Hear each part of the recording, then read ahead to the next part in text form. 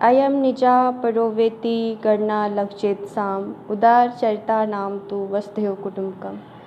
यह मेरा है, यह पराया है, इस प्रकार की गणनाएं तो छोटे चित्त वाले, छोटे मन वाले व्यक्ति करते हैं। उदार चित्त वाले व्यक्तियों के लिए तो सारी पृथ्वी ही उनका परिवार है।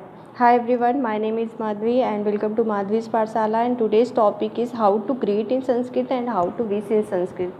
So the correct way of greeting people is very important, and greetings words are very important, and the greetings are nice thing to say when people meet each other, and एक तरह से ग्रीटिंग वर्ड से ही हमारे दिन का आरंभ होता है और ग्रीटिंग वर्ड से ही हमारे दिन का समापन होता है। These are some greetings used a lot in English language like hi, hello, good night, good morning, etc.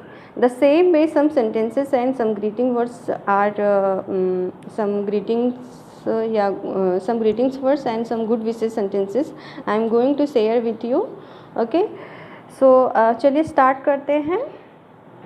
पहला शब्द है सुप्रभातम, ओके, गुड मॉर्निंग, एंड दूसरा शब्द है शुभ रात्रि, गुड नाइट, ओके, एंड नमो नमः, सैल्यूटेशन टू यू मीन्स तो किसी का अभिवादन करना, किसी का अभिनंदन करना, उस समय हम इसका प्रयोग करते हैं और संस्कृत में बोलते हैं नमो नमः, ओके।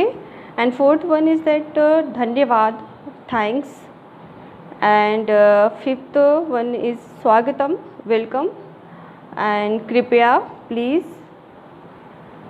कृपया को हिंदी में कृपया ही बोलते हैं, अस्तु, ओके, लेट इट बी, ठीक है, शोभनम, उत्तमम, फाइन, एक्सीलेंट, बहुत बढ़िया। द सेम वे चलिए कुछ हम संस्कृत के कुछ गुड विशेष वाक्य देख लेते हैं, गुड विशेष सेंटेंसेस देख लेते हैं। पहला हमारा वाक्य है नववर्ष से शुभाशया। इसका प्रयोग हम किसी को नव वर्ष की शुभकामना देने के समय करते हैं और हम संस्कृत में बोलते हैं नव वर्ष से शुभाशया, happy new year.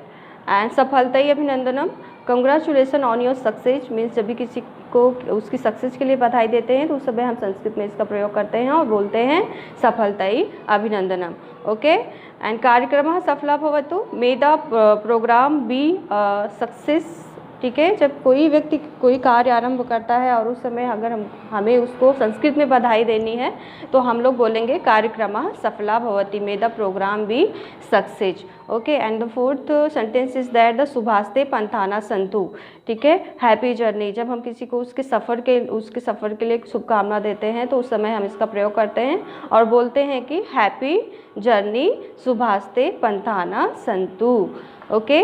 And fifth is that sentence is that the परीक्षाई शुभाशया, okay, all the best for the examination. जब किसी को उसकी परीक्षा के लिए, उसके एग्ज़ाम के लिए बधाई देना होता है तो हम संस्कृत में उसे शुभकामना देते समय बोलते हैं परीक्षाई शुभाशया, okay, all the best for the examination, okay.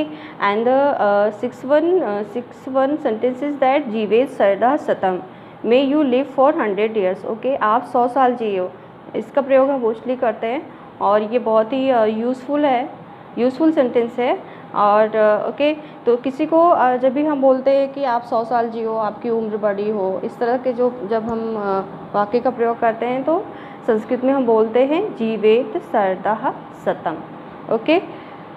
Seventh sentence is that Deepavali मंगलम तनोति, ठीक है, it is very useful sentence, बहुत ही अच्छा वाक्य है। और जब हम किसी को दीपावली की शुभकामना देते हैं तो उस समय हम इसका प्रयोग कर सकते हैं और संस्कृत में बोलते हैं दीपावली मंगलम तनोतु, ठीक है, दीपावली में Deepawali will be auspicious, okay.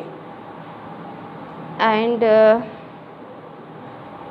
हमारा 8वां सेंटेंस है शुभम भवतु। ये बहुत छोटा है बट बहुत मीनिंगफुल है और इसका प्रयोग हम बहुत ही ज़्यादा करते हैं, ठीक है। और इसको हम शुभम भवतु मतलब किसी को आशीर्वाद देने के अर्थ में हम इसका प्रयोग करते हैं।